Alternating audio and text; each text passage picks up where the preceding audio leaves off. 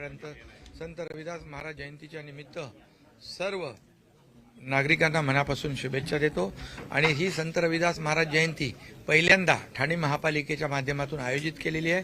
ठाणे महापालिकेला पण धन्यवाद देतो, कारण संत रविदास महाराजांचे जे काय अनुयायी आहेत त्यांची गेल्या अनेक वर्षापासूनची मागणी ठाणे महापालिकेने पूर्ण केली। आयुक्तांना धन्यवाद, त्यांच्या टीमला धन्यवाद। सर, उद्धव ठाकरे म्हणतो की तुम्ही जे आहे ते गंगेमध्ये पाप घेण्यासाठी रस्त्याने वापरतो। काय म्हणाले? पहिलं तुम्ही सांगितलं की ते जात नाहीये, मग काय म्हणाले? त्यांचं म्हणणं की तुम्ही किती गंगे मारले की पाप पुसले जाणार नाही, गद्दारीचा शिक्का पुसला जाणार नाही। खरं म्हणजे प्रयागराजमध्ये महाकुंभ झाला, 65 कोटी लोक त्या महाकुंभामध्ये सामील झाले आणि अतिशय श्रद्धेने भक्तिभावाने त्या त्रिवेणी गंगा यमुना सरस्वतीच्या त्रिवेणी संगमावर सगळ्यांनी स्नान केलं आणि मनुष्य जन्मामध्ये त्या ठिकाणी महाकुंभात स्नान केल्यानंतर जन्म सार्थकी झाला अशी एक भावना लोकांच्या मनामध्ये आहे आणि ती भावना मनात ठेवूनच मी गेलो आणि त्या ठिकाणी मला देखील एक वेगळी अनुभूती मिळाली, एक समाधान मिळालं, एक आनंदही मिळाला। आता ज्यांना त्या प्रयागराज आणि महाकुंभचं काही देणं घेणं नाही त्यांच्याबद्दल मी काय बोलणार। आणि एवढंच मी सांगतो की आम्ही जे बाळासाहेबांचे विचार, बाळासाहेबांची शिवसेना आणि बाळासाहेबांचा धनुष्यबाण याबरोबर ज्यांनी बेईमानी केली, जे पाप केलं ते पाप धुण्यासाठी मी गेलो तिकडं असं म्हटलं पाहिजे त्यांनी। आणि म्हणून त्यांनी पाप केलं, बाळासाहेबांचे विचार घाण ठेवण्याचं, घाण टाकण्याचं, बाळासाहेबांचे विचार सोडण्याचं, धनुष्यबाण घाण टाकण्याचं पाप केलं, शिवसैनिकांचं खच्चीकरण करण्याचं पाप केलं। ते पाप धुवायला मी तिथे गेलो। आता काय बोला? आणि ते पाप लपवायला लंडनमध्ये जातात। आता बोला। गंगेला पण बदनाम केलं की काय? गंगेला बदनाम, महाकुंभाला बदनाम यांनी केलं। चांगल्या चांगल्या ज्या गोष्टी आहेत त्यांना आवडत नाहीत। जिथं चांगलं होतंय तिथं त्यांना पोटदुखी सुरू होते, त्या पोटसूळ उठतो, चांगलं करायला येत नाही, चांगलं बघवत नाही। त्यामुळे आम्हाला गद्दार म्हणता। मग या महाराष्ट्रातल्या जनतेने शिवसेनेचे 60 आमदार निवडून दिले, त्या जनतेला काय? तुम्ही जनतेला दोष देता? ही जनता तुम्हाला विधानसभेत तुमची जागा दाखवलेली आहे। आता येणाऱ्या पुढच्या निवडणुकीत तुमचा पार सुपडा साफ करेल। ठाण्यातला पहिला दौरा आहे, उद्धव ठाकरे ठाण्यामध्ये दौरा करणार आहेत। अरे विधानसभेच्या अगोदर पण केला, लोकसभेच्या अगोदर पण ठाण्यात केला। ठाणे हा शिवसेनेचा, बाळासाहेबांचा बालेकिल्ला आहे। त्यामुळे ठाण्यातला लोकसभेचा खासदार पण शिवसेनेचा आला, ठाण्यात सगळे शिवसेनेचे महायुतीचेच आमदार निवडून आले। त्यामुळे ठाण्यात येऊ दे, नाही तर आणखी कुठे जाऊ दे, तो शोलेच होणार। शोलेतला असरानी आधे इधर जाओ, आधे उधर जाओ, बाकी मेरे पीछे आओ। योगेश कदम खरं म्हणजे स्वारगेट पुणे येथे BST मध्ये गाडीमध्ये झालेली घटना अतिशय दुर्दैवी आहे, अतिशय दुर्भाग्यपूर्ण घटना आहे। त्याची निंदा करावी तेवढी थोडी आहे। आमच्या या बहिणी ज्या आहेत सुरक्षित राहिल्या पाहिजे।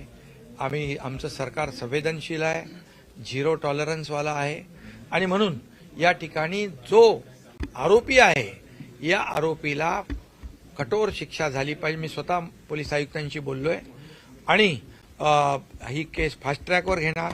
मुख्यमंत्री स्वतः त्याच्यामध्ये लक्ष घालतायत, अजितदादा स्वतः लक्ष घालतायत पालकमंत्री म्हणून, आणि म्हणून ही केस फास्ट ट्रॅकवर घेऊन या नराधमाला फाशीची शिक्षा लागली पाहिजे। पुढे कोणीही अशा प्रकारच्या आमच्या लाडक्या बहिणींवर अत्याचार करायला हिम्मत करता कामा नये, अशा प्रकारचं काम आमचं सरकार करेल।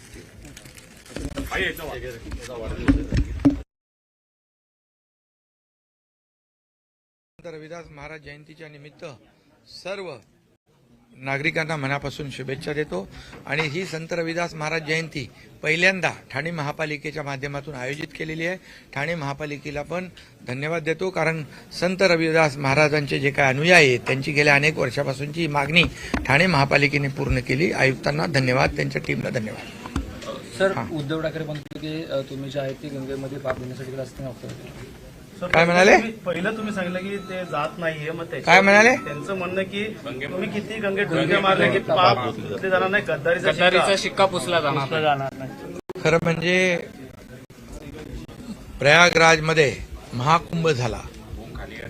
65 कोटी लोक त्या महाकुंभामध्ये सामील झाले आणि अतिशय श्रद्धेने भक्तिभावाने त्या त्रिवेणी गंगा यमुना सरस्वतीच्या त्रिवेणी संगमावर सगळ्यांनी स्नान केलं आणि मनुष्य जन्मामध्ये त्या ठिकाणी महाकुंभात स्नान केल्यानंतर जन्म सार्थकी झाला अशी एक भावना लोकांच्या मनामध्ये आहे. आणि ती भावना मनात ठेवूनच मी गेलो आणि त्या ठिकाणी मला देखील एक वेगळी अनुभूती मिळाली, एक समाधान मिळालं, एक आनंदही मिळाला. आता ज्यांना त्या प्रयागराज आणि महाकुंभचं काही देणं घेणं नाही त्यांच्याबद्दल मी काय बोलणार. आणि एवढंच मी सांगतो की आम्ही जे बाळासाहेबांचे विचार, बाळासाहेबांची शिवसेना आणि बाळासाहेबांचा धनुष्यबाण याबरोबर ज्यांनी बेईमानी केली, जे पाप केलं ते पाप धुण्यासाठी मी गेलो तिकडं असं म्हटलं पाहिजे त्यांनी. आणि म्हणून त्यांनी पाप केलं, बाळासाहेबांचे विचार गहाण ठेवण्याचं, गहाण टाकण्याचं, बाळासाहेबांचे विचार सोडण्याचं, धनुष्यबाण गहाण टाकण्याचं पाप केलं, शिवसैनिकांचं खच्चीकरण करण्याचं पाप केलं. ते पाप धुवायला मी तिथे गेलो. आता काय बोला.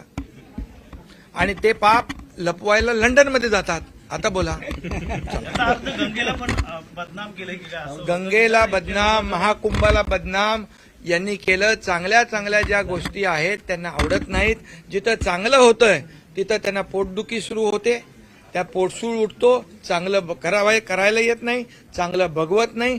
त्यामुळे आम्हाला गद्दार म्हणता. मग या महाराष्ट्रातल्या जनतेने शिवसेनेचे 60 आमदार निवडून दिले. त्या जनतेला काय, तुम्ही जनतेला दोष देता? ही जनता तुम्हाला विधानसभेत तुमची जागा दाखवलेली आहे.